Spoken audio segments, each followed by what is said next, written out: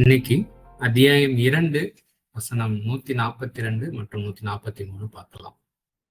ஏக இறைவனுடைய அன்பையும் அருளையும் அவனது வழிகாட்டுதலையும் என்றென்றும் வேண்டி விரும்பியவர்களாக நம்முடைய பயணம் இருக்கட்டும். யகூலு அஸ்ஸுஃபஹாஹு மினன் நாசி மா வல்லாஹும் அன் கிபுலத்திஹிம் அல்லதி கானு அலைஹா குல் லில்லாஹி அல் மஷ்ரிகு வ அல் மஹ்ரிபு யஹ்தி மன் யஷாஉ இலா சிராத்தின் முஸ்தகீம் வ கதாலிக ஜஅல்நாகும் உம்மத்தன் வசத்தல் லி தகூனு ஷுஹதாஅ அலன் நாசி வ யகூன அர் ரசூலு அலைக்கும் ஷஹீதன் வமா ஜஅல்னா அல் கிபுலத அல்லதி குந்த அலைஹா இல்லா லி நலம மன் யத்தபிஉ அர் ரசூல மிம்மா என் கலீபு அலா அகிபைஹி வ இன் கானத ல கபீரத்தன் இல்லா அலல்லதீன ஹதல்லாஹு வமா கானல்லாஹு லி யுலீஹ ஈமானக்கும் இன்னல்லாஹ பி அன்னாசி ல ரஹூஃபு ரஹீம். வேர்ட் பை வேர்ட் பார்ப்போம்.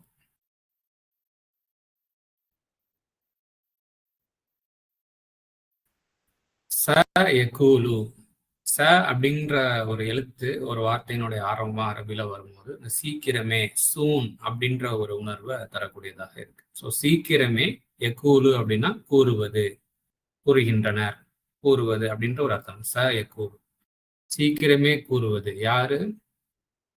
அஸ் சுஃபஹாஹு மின் மினன் நாசி மனிதர்களில் உள்ள மூடர்கள், மடையர்கள் சீக்கிரமே கூறுவது அப்படின்னு சொல்லிட்டு அர்த்தம் வருது. இல்லைன்னா மனிதர்கள் உள்ள மடமைகள், நமக்குள்ளேயே வந்துட்டு ஒவ்வொரு தனிநபர்களுக்குள்ளேயுமே வந்து சில நேரம் ஒரு ஃபூலிஷான முட்டாள்தனமான கூற்றுகள் வந்து உள்ள உண்டாகும். டக்குன்னு அவசரப்பட்டு ஒரு எண்ணம் உண்டாகும். அதனுடைய உண்மைத்தன்மை என்ன, எதற்காக, என்ன காரணத்திற்காக ஒரு விஷயம் செயல்பட்டிருக்கு அப்படின்றத அறிந்து கொள்றதுக்கு முன்னாடி அவசரப்பட்டு சில உணர்வுகள் அந்த உணர்வுகளை சேர்த்து கவர் பண்ணி இந்த வசனங்கள் வந்துட்டு நினைவூட்டக்கூடியதாக நான் பார்க்கிறேன். அதனால வந்துட்டு இந்த சுஃபஹாஹு வந்துட்டு நபர்களை மட்டும் கவர் பண்ணாம அந்த மடமையான எண்ணங்கள், மடமை குணங்கள் அதையும் சேர்த்து இது கவர் பண்ணுது. உதாரணத்துக்கு நான் கிளிக் பண்ணி காமிக்கிறேன் பாருங்க. இந்த சுஃபஹாஹு இதே வார்த்தை வந்துட்டு இங்க ஃபூலிஷ் ஒன்ஸ்ன்னு சொல்லிட்டு நபர்களாக இங்க சொல்லப்பட்டிருக்கு. இங்க வந்துட்டு அத்தியாயம் 4 வசனம் 5, அத்தியாயம் 7 வசனம் 155 எல்லாம் ஃபூலிஷ் வெறுமன ஃபூலிஷ் ஒன்ஸ்ன்னு சொல்லி போடாம வெறுமன ஃபூலிஷ்ன்னு சொல்லியிருக்கு. ஸோ இங்க மடமை, அந்த மடமையான குணங்கள் வந்துட்டு இங்க நினைவூட்டுது. அந்த மாதிரி மடமையான எண்ணங்கள் சீக்கிரமே கூறுவது என்ன அப்படின்னா,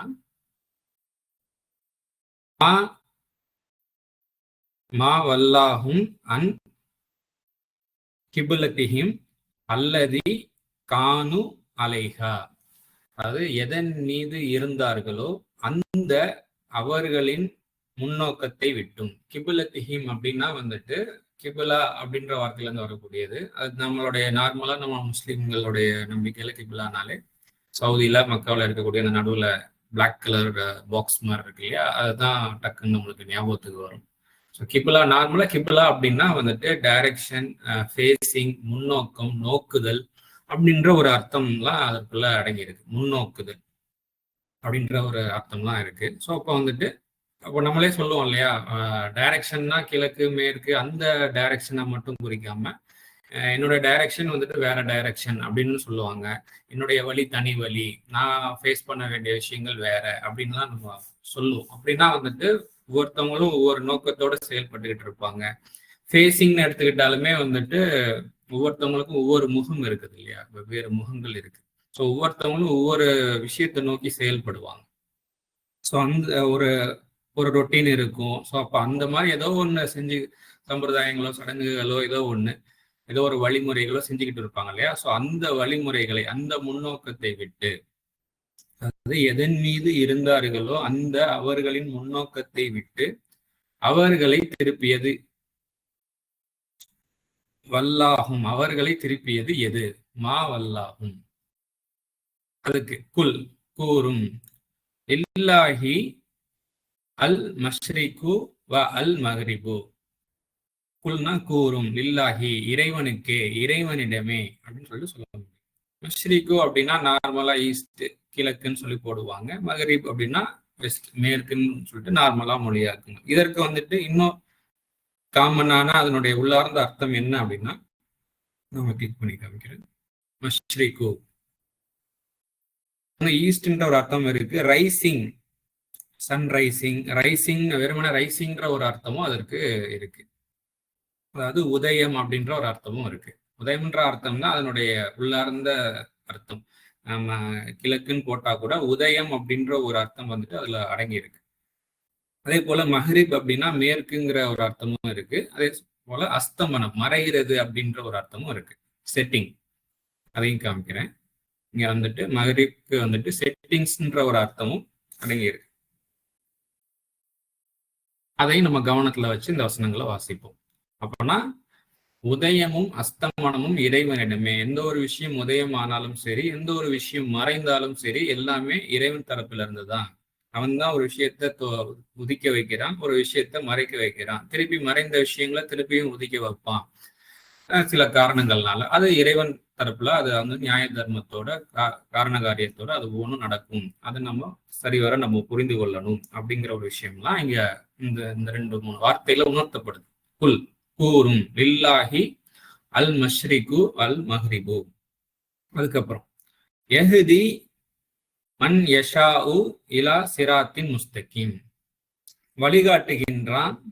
மன் யஹ்தி அப்படின்னா வழிகாட்டுகின்றான். மன் யஷாஉன்னா நாடியோரை, இலா சிராத்தின் முஸ்தகீம். நம்ம ஒவ்வொரு தடவையும் வந்துட்டு பெரும்பாலான முஸ்லிம்கள் வந்துட்டு இந்த சிராத்தின் முஸ்தகீம், விகுதின சிராத்தல் முஸ்தகீம் சொல்லிட்டு அடிக்கடி கேட்கக்கூடிய பயன்படுத்தக்கூடிய ஒரு வார்த்தை. எங்களை நேரான ஒரு பாதையில எங்களை வழி நடத்துவாயாக அப்படின்னு சொல்லிட்டு. ஸோ நாடியோரை, அதாவது ஒரு விஷயம் நம்ம செயல்பட்டு இருப்போம், அதுல இருக்கக்கூடிய பிழைகள் இல்ல தேவையில்லாத சில விஷயங்கள் நம்ம வந்து செஞ்சுட்டு இருப்போம், அவசியம் இல்லை, இதை நிறுத்திக்கலாம், இல்ல சில விஷயம் தேவையான விஷயம் நம்ம செயல்படுத்தாம இருப்போம், அதை வந்து செய்யணும் அப்படின்ற ஒரு சில அப்கிரேட்ஸ் எல்லாம் வரும்போது அப்கிரேட்டை வந்து நாடி இருக்கணும். அதை வந்து நம்ம சீர்படுத்திக்கிறதுக்கு ரெடியா இருக்கும்போது நம்ம வந்துட்டு ஒரு முஸ்தகிம் பாதையின் பால் நம்ம வந்து வழிநடத்தப்படுவோம். நாடியோரை எஹ்தி மன் யஷா, நாடியோரை வழி நடத்துகின்றான். இலா சிராத்தின் முஸ்தகிம், சிராத்னா பாதை, முஸ்தகிம்னா நேர்நிலை, நேரானன்ற ஒரு அர்த்தம் இருக்கு, நிலையான அப்படின்ற ஒரு அர்த்தமும் அதுக்குள்ள அடங்கியிருக்கு. ஒரு நேர்நிலையான பாதையின் பால் நம்மளை வழி நடத்துகின்றான். அடுத்து 143 வசனத்தையும் பார்ப்போம். கதாலிக்க அவ்வாறாக அப்படின்னு அர்த்தம். கதாலிக்க அப்படின்னா அவ்வாறாக, அது போன்று அப்படின்னு சொல்லி அர்த்தம். ஜல்நாக்கும்னா உங்களை ஆக்குகின்றோம். எப்படி? உம்மத்தன் வசத்தன் அப்படின்னு அர்த்தம். உம்மத்தன் வசத்தன் அப்படின்னா வசத்தன் அப்படிங்கும் போது வந்துட்டு நடுவுல மாடரேட்டா, மிதமான அப்படின்ற ஒரு அர்த்தம்லாம் இருக்கு. ஒரு சமநிலை அப்படின்ற அர்த்தம்லாம் இந்த வசத்தன் அப்படின்ற ஒரு வார்த்தைக்குள்ள அடங்கியிருக்கு. உம்மத்துனா சமூகம், ஒரு நடுநிலையான ஒரு சமநிலையான சமூகமாக உங்களை ஆக்குகின்றோம். அவ்வாறாக அப்படின்னு சொல்லி ஆரம்பிச்சிருக்கு. வேர்ட் பை வேர்ட் பார்த்துட்டு அந்த ஃபுல் வசனத்தையும் நம்ம பார்ப்போம். இப்படி சமநிலை சமூகமாக உங்களை ஆக்குறது மூலயமா லீ தக்கூனு ஷுஹதா அலன் நாசி, மனிதர்கள் மீது நீங்க வந்து சாட்சியாக ஆவதற்கும், மனிதர்கள் மீது சாட்சியாக நீங்கள் ஆவதற்கும் அல்லது நீங்கள் இருப்பதற்கும் அப்படின்னு சொல்லிட்டு சாட்சியாக, மனிதர்கள் மீது சாட்சியாக நீங்கள் இருப்பதற்கு ஒரு சமநிலை சமூகமாக உங்களை ஆக்குகின்றோம் அவ்வாறாக அப்படின்னு சொல்லிட்டு அர்த்தம் வருது. அர் ரசூலு அலைக்கும் ஷஹீதன், இன்னும் வந்துட்டு உங்கள் மீது சாட்சியாக ரசூல் தூது வந்துட்டு இருக்கின்றது. ஸோ ஒவ்வொருத்தவங்களுக்குள்ளேயுமே வந்துட்டு அவங்கவுங்க வாழ்க்கையில நம்ம செயல்பட்டுக்கிட்டு வாழ்ந்துக்கிட்டு வரும்போது ஒரு சில விஷயங்கள் மாறுதல்கள் அப்டேஷன் தேவைப்படுதுங்கிறது மூலம் அதை எல்லாருக்குமே அது உணர்த்தப்படும். அதன் அடிப்படையில சில பேர் வந்துட்டு உடனடியா அதை புரிஞ்சு செயல்படுத்துவாங்க. சில பேர் வந்து ரொம்ப தாமதிச்சு கொஞ்சம் லேட்டா அதை வந்துட்டு உள்வாங்கி புரிந்து செயல்படுத்துவாங்க. சில பேர் அதை வந்து இன்னும் அதை உள்வாங்காம உணராம ரொம்ப வாழ்க்கை வந்து ரொம்ப டிஃபிகல்டிஸா போய்கிட்டே இருக்கும் மொத்தத்துல. ஆனா வந்துட்டு ஒவ்வொருத்தவங்களுக்குள்ளயுமே வந்துட்டு தூது வந்துட்டு சாட்சியாக இருக்கின்றது, தூது உணர்வுகள். ஸோ அதை வந்து நம்ம யார் வந்துட்டு ஒரு முன்னாடியே அதை உணர்ந்து வாழ்க்கையில செயல்படுத்திட்டு வர்றோமோ, அப்போ அவங்க வந்துட்டு அந்த மாதிரி நம்ம செயல்படுத்திக்கிட்டு இருந்தோம் அப்படின்னா நாம வந்து மனிதர்களுக்கு ஒரு முன்னோடியாக, ஒரு சாட்சியாக இருப்போம். இத உதாரணத்தை கொண்டு நம்ம இன்ஷால்லா இந்த ஃபுல் வசனம் வந்துட்டு வாசிக்கும் போது பார்ப்போம். அப்படி தொடர்ந்து இந்த வசனம் என்னென்ன சொல்லுதுன்னு பார்க்கலாம். ஜஅல்னா அல் கிப்லத அல்லதி குன்த அலைஹா இல்லா லி நஅலம அன் யத்தபிஉ அர் ரசூல மிம்மன் என் கலீபு அலா அகிபைஹி. அதாவது இந்த இங்கிருந்து பார்ப்போம். எதன் மீது அலைஹான்னா வந்துட்டு அல்லதி குந்த அலைஹா, எதன் மீது ஆகின்றீரோ. இந்த ஒரு முன்னோக்கம், ஏதோ ஒரு டைரக்ஷன், ஒரு நிலையில இருந்து இன்னொரு நிலைக்கு ஏதோ ஒரு நிலையில வந்து நம்ம ஆகும் இருந்திருப்போம். ஸோ அந்த மாதிரியான ஒவ்வொரு நாளும் ஒவ்வொரு காலகட்டத்திலேயும் ஒவ்வொரு ஃபேஸிங் இதெல்லாம் இருக்கு இல்லையா, அதை ஆக்குவதெல்லாம் வமா ஜால்னா, அந்த வந்து எதுக்காக நம்ம ஆக்குகின்றோம்னு சொல்லிட்டு வருது, வமா ஜால்னா அப்படின்னு சொல்லிட்டு.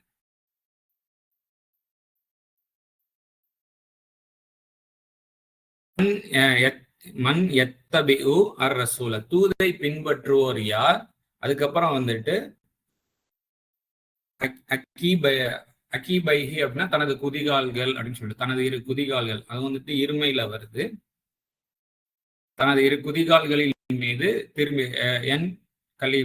திரும்பி விடுவோர் யார் அப்படிங்கிறத நாம் அறிவதற்காகவே அன்றி, நமக்கு நாமே அறிந்து கொள்வதற்காக. நம்ம வந்து எந்த அளவுக்கு உறுதியா இருக்கும், ஒரு விஷயம் அப்டேஷன் வரும்போது எந்த அளவுக்கு அது அழகான முறையில ஃபோக்கஸ் பண்ணி கவனிச்சு சரியான வகையில எடுத்துக்கிறதுல எந்த அளவுக்கு நம்மள்ட்ட உறுதி இருக்கு, இல்லை எந்த அளவுக்கு வந்து பலவீனம் இருக்கு அப்படிங்கிறத நமக்கு நாமே அறிவித்து கொடுக்கறதுக்காக சில ஸ்டெப் பை ஸ்டெப்பா ஒரு அப்டேஷன் நடந்துகிட்டு இருக்கு. இதற்காக தான் ஒவ்வொரு ஃபேஸிங்கும் நம்ம ஆக்குகின்றோம், ஒவ்வொரு முன்னோக்கத்தையும் வந்து நம்ம ஆக்குகின்றோம் சொல்லிட்டு, அதற்காக தவிர நம்ம ஆக்குவதில்லை அப்படின்னு சொல்லிட்டு வருது. அறிந்து கொள்வதற்காகவே தவிர எதன் மீது நீங்கள் ஆகின்றீர்களோ அந்த முன்னோக்கத்தை நாம் ஆக்குவது இல்லை.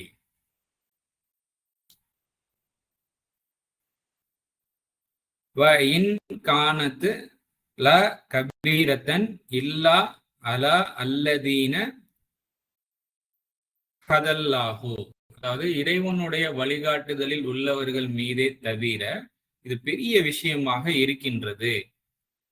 அதாவது நம்ம தொடர்ந்து இறைவன் நம்மளுக்கு என்ன வழிகாட்டுகின்றான், சூழ்நிலைகள் மூலயமாக நமக்குள்ளேயே மனசுல நப்சுக்குள்ள ஆன்மாக்குள்ள என்ன உணர்த்துறான், சமாதானமான உணர்வு என்ன, அறம் தர்மமான உணர்வு என்ன அப்படிங்கிறத உள்வாங்கி அந்த வழிகாட்டுதல்லே தொடர்ந்து இருக்கணும்ன்ற அந்த ஃபோக்கஸ்ல இருக்கும் போதுதான் இந்த அப்டேஷன்லாம் ரொம்ப ஈஸியா இருக்கும். இந்த வழிகாட்டுதல்ல ஃபோக்கஸ் இல்லாம டிஸ்கனெக்ட்ல இருக்கிறோம் அப்படின்னா இந்த அப்டேஷன்ஸ், சூழ்நிலை, சமூக பரிணாம வளர்ச்சி இதெல்லாம் வந்துட்டு திடீர்னு அதை வந்து நம்ம ஏற்றுக்கொள்ளுதல்ல அது வந்து பெரிய கஷ்டமா பெரும் பாரமான ஒரு செயலாக அது அவங்களுக்கு இருக்கும். இறைவன் வழிகாட்டுதல் இருக்கும்போது இது ரொம்ப ஈஸியா இருக்கும் அப்படின்ற ஒரு நினைவூட்டல் இங்க கொடுக்கப்படுது. மமா கான அல்லாஹும் லியுலீஹ ஈமானக்கும், உங்களுடைய ஈமானை வந்துட்டு அவன் வந்துட்டு வீணாக்குபவனாக இறைவன் இருக்கவில்லை, இறைவன் இருப்பதில்லை அப்படின்னு சொல்லிட்டு இங்க நினைவூட்டப்படுது. இன்னல்லாக, நிச்சயமாக இறைவன், பின்னாசி அப்படின்னா மனிதர்களுடன், ல ரஹூஃபு அப்படின்னா ரொம்ப கைண்டா அன்பா, ரஹீம் கருணையாக உள்ளான். இப்போ முழு வசனங்களையும் பார்ப்போம். மனிதர்களில் உள்ள மடமைகள் சீக்கிரமே கூறுவது அவர்கள் எதன் மீது இருந்தார்களோ அந்த முன்னோக்கத்தை விட்டும் அவர்களை திருப்புவது எது. இந்த கொஸ்டின்ஸ் வந்து எந்த கான்டெக்ட்ல நமக்கு சொல்லித்தரப்படுது அப்படின்னா, திறனாக இந்த சமுதாயம் சென்று விட்டது, அது சம்பாதித்தவை அதற்கு, நீங்கள் சம்பாதிப்பவை உங்களுக்கு, அவர்கள் செயல்பட்டு வந்தவை குறித்து வினவப்பட மாட்டீர்கள். அது இப்ராஹிம் நபி, இஸ்மாயில் நபி, இசாக் நபி இவங்கெல்லாம் வந்துட்டு அவங்களாம் சென்றுட்டாங்க. அவங்களுடைய லைஃப்ல அவங்க இருந்த வாழ்க்கைக்கு ஏற்றவாறு அந்த இடத்துல எப்படி அறத்தோட தர்மத்தோட வாழ முடியுமோ அதன்படி வாழ்ந்து இவனுடைய நெருக்கத்தை எப்படி அவங்க வந்துட்டு எடுத்துக்கொள்ளுமோ அந்த வகையில் அவங்க எடுத்துக்கொள்றாங்க. ஸோ அவங்க சென்றுட்டாங்க, அவங்க எப்படி செஞ்சாங்களோ அதேபடிதான் நீங்களும் செய்யணும் அப்படிங்கிறது இல்லை. பட் அவங்கள்ட்ட இருந்து எடுத்துக்கொள்ளக்கூடிய விஷயம் என்னன்னா உறுதி, நியாயம், தர்மம், அறம், இந்த ஒரு முன்மாதிரியை தான் அவங்கள்ட்ட இருந்து எடுத்துக்கொள்ளணுமே தவிர இன்ச் பை இன்ச் எக்ஸாக்டா அதே தான் ஃபாலோ பண்ணுங்கிறதெல்லாம் கிடையாது அப்படிங்கிற ஒரு விஷயம் வந்துட்டு 141வது வசனத்துல நம்ம நினைவூட்டப்பட்டிருக்கு. ஸோ அப்போ அது போல வந்துட்டு அந்த அப்டேஷன், மாறுதல்கள், சில வழிமுறைகள் எல்லாம் கொஞ்சம் நம்மளுக்கு அப்டேஷனோ இல்லை ஒரு சேஞ்சஸோ நம்ம கிட்ட நடக்கும்போது நம்ம மனிதர்கள் உள்ள மடமைகள் வந்து சீக்கிரமே கூறுறது என்னன்னா, இதுக்கு முன்னாடி என்ன செஞ்சுக்கிட்டு இருந்தீங்களோ அதுல இருந்து நீங்க உங்களை மாத்துறது எது அப்படின்ற ஒரு கேள்வி டக்குன்னு வரத்தான் செய்யும். அதுக்கு வந்துட்டு பதில் கூறும் உதயமும் அஸ்தமனமும் இறைவனிடமே. ஒரு விஷயம் தோன்றதும் அது ஒரு விஷயம் மறைகிறதும் வந்துட்டு இறைவன் தரப்புல இருந்து நாடியோரை நேர்நிலையான பாதையின் பால் வழி நடத்துகின்றான்.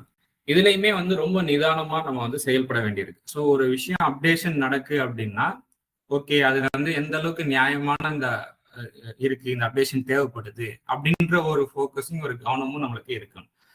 அதுக்கு ஏற்றவாறு நம்ம அப்டேஷன் பண்ணிக்கலாம். ஒருவேளை வந்துட்டு நம்ம சுற்றி இருக்கிறவங்க ரொம்ப ஃபாஸ்டா அவசரத்தனத்தினால ஒரு விஷயத்த வந்து மாட்டிக்கிறாங்க அப்படிங்கும்போது அது வந்து நம்ம மேல நிர்பந்திக்கப்படுது அப்படின்னா எந்த அளவுக்கு மாடரேட்டா வந்துட்டு அதுல வந்து நம்ம தேவையான அளவு அதுல நம்ம வந்து சேஞ்ச் பண்ணிக்கிட்டு அதே சமயத்துல ஏற்கனவே செஞ்சுக்கிட்டு இருக்க விஷயங்கள்ல சில நல்ல விஷயங்களும் இருக்கும். அதை அவசரப்பட்டு சில பேர் வந்து விட்டுக்கிட்டு இருப்பாங்க. ஸோ அதுல இருக்கிற நல்ல விஷயத்தையும் ஹோல்ட் பண்ணி இந்த மாதிரி ஒரு சமநிலை தவறாம நம்ம இருக்கும்போது இறைவனுடைய அருளுக்கு நம்ம நேர்நிலையான பாதையின் பால் வந்து வழிநடத்தப்படுகின்றோம் அப்படின்றது இங்க உணர்த்தப்படுது.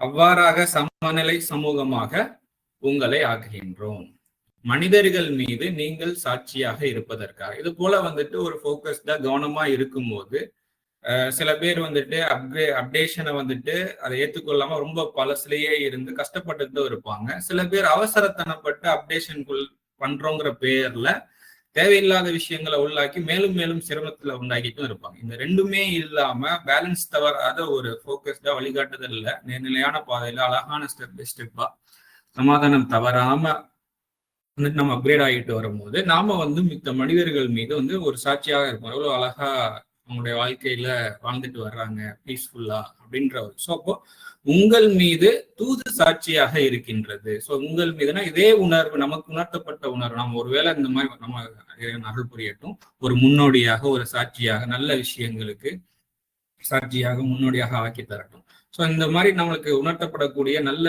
உணர்வுகள், நல்ல தூது செய்திகள் எல்லாருக்குமே தான் உணர்த்தப்படும். இப்ப நாம வந்துட்டு ஒரு அப்டேஷன் நம்மளுக்கு உணர்த்தப்படுது, இப்படியாக செயல்பட்டுக்குங்க அப்படின்னு சொல்லிட்டு அதை நம்ம செயல்படுத்துற கொஞ்சம் தாமதிச்சுக்கிட்டு இருக்கும்போது அதன்படி செயல்பட்டு முன்னாடியே அழகான முறையில வாழ்ந்துட்டு இருப்பாங்க இல்லையா. ஸோ இப்போ அவங்களும் நம்ம சாட்சியா இருக்காங்க, நமக்குள்ள இருக்கக்கூடிய தூது செய்தியும் சாட்சியாக இருக்கு. நமக்குள்ள உணர்த்தப்பட்டதா அவங்களுக்கு உணர்த்தப்பட்டிருக்கு, அவங்க செஞ்சுட்டாங்க, நம்ம இன்னும் செய்யறதுல கொஞ்சம் தாமதிச்சுட்டு இருக்கோம். நாமளும் இப்ப செஞ்சுட்டு இருக்கும்போது நாமளும் இப்போ கொஞ்சம் முன்னோடியா சாட்சியா இருப்போம் மித்த மனிதர்களுக்கு அப்படின்ற அந்த உணர்வு தான் இங்க உணர்த்தப்படுது. எதன் மீது ஆகின்றீரோ அந்த முன்னோக்கம் தூதை பின்பற்றுவோர் யார், தனது இரு குதிகால்களின் மீது திரும்பி விடுவோர் யார் என்பதை நாம் அறிவதற்காகவே அன்றி நாம் ஆக்குவதில்லை. எதன் மீது நம்ம ஒவ்வொரு தருணங்கள்லையும் எதன் மீதுல நம்ம ஆகின்றோமோ அந்த முன்னோக்கம்லாம் வந்துட்டு யார் வந்து பேக் அடிக்கிறாங்க, யார் வந்து அழகான முறையில தூதை ஃபாலோ பண்றாங்க என்பதை நமக்கு நாமே அறிந்து கொள்வதற்காக, நமக்கு நாமே அறிவதற்காகவே அன்றி நாம் ஆக்குவதில்லை. ஏன்னா நம்ம சில நினைச்சிட்டு இருப்போம்ல, நம்மளாம் ரொம்ப உறுதியா இருக்கிறோம், ரொம்ப ஸ்டெட்ஃபாஸ்டான ஆட்கள்னு சொல்லிட்டு நாம நினைச்சிட்டு இருப்போம். ஆனா நம்மள்ட்ட எந்த அளவுக்கு பலவீனம் இருக்குது அப்படிங்கிற பெரும்பான்மையை சில நேரம் ஃபாலோ பண்ணிக்கிட்டு இருப்போம். ஊர் சமூகம் என்ன ஃபாலோ பண்ணுதோ அதுல வந்துட்டு நியாய தர்மம்லாம் பார்க்காம வெறுமன பெரும்பான்மையை மட்டும் மனசுல ஃபாலோ பண்ணிட்டு இருந்திருக்கும். ஸோ அதையெல்லாம் நமக்கு உணர்த்தி ஸ்டெப் பை ஸ்டெப் இல்லை இன்னும் கொஞ்சம் உறுதி தேவை, நியாய தர்மத்தோட நம்ம ஃபாலோ பண்ணணும், மனிதாபிமானம் இருக்கணும், அறம் இருக்கணும், தர்மம் இருக்கணும் அப்படிங்கிற ஒரு விஷயத்தை எல்லாம் நமக்கு நாமே உறுதிப்படுத்திக்கிறதுக்கும் எந்த அளவுக்கு நம்ம கிட்ட பலவீனம் இருக்கு அப்படிங்கிறதையும் நமக்கு நாமே அறிவதற்காகவே என்று இந்த மாதிரியான ப்ராசஸ் எல்லாம் ஆக்குறது இல்லை அப்படின்னு சொல்லிட்டு இங்க சொல்லப்படுது. அது இறைவனின் வழிகாட்டுதலில் உள்ளவருக்கே தவிர பெரியதொன்றாக இருக்கின்றது. இந்த மாதிரியான அப்டேஷன் எல்லாம் வந்துட்டு இறைவனின் வழிகாட்டுதல்ல இருந்தாதான் அது வந்து ரொம்ப ஈஸியா நம்ம வந்துட்டு அடாப்ட் பண்ணிக்க முடியும். இல்லாட்டினா அது ரொம்ப பெரிய ஒரு விஷயமாக இருக்கும். உங்களின் நம்பிக்கையை வீணாக்குபவனாக இறைவன் இருக்கவில்லை. ஸோ நம்ம ஒரு விஷயம், நம்ம ஒரு நம்பிக்கை, இந்த ஈமான் அப்படின்ற வார்த்தைக்கு வந்து நம்பிக்கை, பாதுகாப்பு அப்படின்ற அர்த்தங்கள்லாம் அதுல இருக்கு. ஸோ அப்ப நம்மளுடைய பாதுகாப்புக்காக தான் நம்ம ஒரு சில விஷயங்களை நம்ம செஞ்சுக்கிட்டு வருவோம். நம்முடைய நம்பிக்கையின் அடிப்படையில ஒரு பாதுகாப்பான ஒரு விஷயத்துக்காக. இப்போ அந்த விஷயத்த வந்து இறைவன் வந்து வீணாக்குபவனாக இறைவன் இருக்கவில்லை. அப்போ நம்ம ஒரு விஷயம் செஞ்சுட்டு வரும்போது இப்போதைக்கு வந்து நம்மளுக்கு ஏதோ ஒரு செக்யூரா ஒரு பாதுகாப்பு தந்துகிட்டு இருக்கும். ஸோ ஆனா அதுல வந்துட்டு ஒரு சில குறைகள் இருக்கும். ஸோ அந்த குறைகளை அப்படியே விட்டு வச்சோம் அப்படின்னா பின்னாடி அது வந்து நம்மளுக்கு பிரச்சனை. இப்ப இருக்கக்கூடிய கிடைக்கக்கூடிய பாதுகாப்பு பின்னாடி கிடைக்காது. பின்னாடி பெரிய இடைஞ்சலா இடையூறா நம்மளுக்கே கேடு விளைவிக்கக்கூடியதா கூட அது மாறிடும் பெருசா. அப்ப நம்முடைய பாதுகாப்பாக எதை நம்ம செயல்படுத்திட்டு இருக்கோமோ அதை வேஸ்டா போறபடி இறைவன் விட்டுற மாட்டான். அதை அழகான முறையில அப்டேட் பண்ணுவான், ஒழுங்குபடுத்துவான். அப்படிப்பட்டவன் தான் இறைவன் என்ற அந்த உணர்வு இங்க நினைவூட்டப்படுது. பிளஸ் நிச்சயமாக இறைவன் மனிதர்களுடன் அன்பாக கருணையாக உள்ளான். மனிதர்களுடன் அன்பாக கருணையாக. ஸோ ஏன் அப்போ வந்துட்டு அந்த சீர்படுதல் நம்மளுடைய ஒரு விஷயம் நல்லதுன்னு நினைச்சு பண்ணிட்டு இருக்கோம். இப்போதைக்கு அது டெம்பரரியா ஒரு கெயினையும் கொடுத்துட்டு இருக்கும். அதுல இருக்கக்கூடிய ஃபிளாஸை நம்மளுக்கு சொல்லி உணர்த்தி மனசுல நப்சுல நம்மளுக்கு உணர்த்தப்பட்டு இல்ல சூழ்நிலைகள் மூலம் உணர்த்தப்பட்டு சீர்படுத்துறாங்கன்னா ஏன்னா மனிதர்கள் வந்து சமாதானமா அமைதியா அவங்களுடைய நப்சு வாழணும் அப்படின்ற அந்த அன்பும் கருணையும் அதுல வெளிப்படுறத இங்க வந்து நினைவூட்டப்படுது. இறை கருணையும் இறை அன்பையும். இன்னும் ஒரு முறை ஃபுல்லா வாசிச்சிருவோம். மனிதர்களில் உள்ள மடமைகள் சீக்கிரமே கூறுவது அவர்கள் எதன் மீது இருந்தார்களோ அந்த முன்னோக்கத்தை விட்டும் அவர்களை திருப்புவது இது. கூறும் உதயமும் அஸ்தமனமும் இறைவனிடமே. நாடியோரை நேர்நிலையான பாதையின் பால் வழிநடத்துகின்றான். அவ்வாறாக சமநிலை சமூகமாக உங்களை ஆக்குகின்றோம்.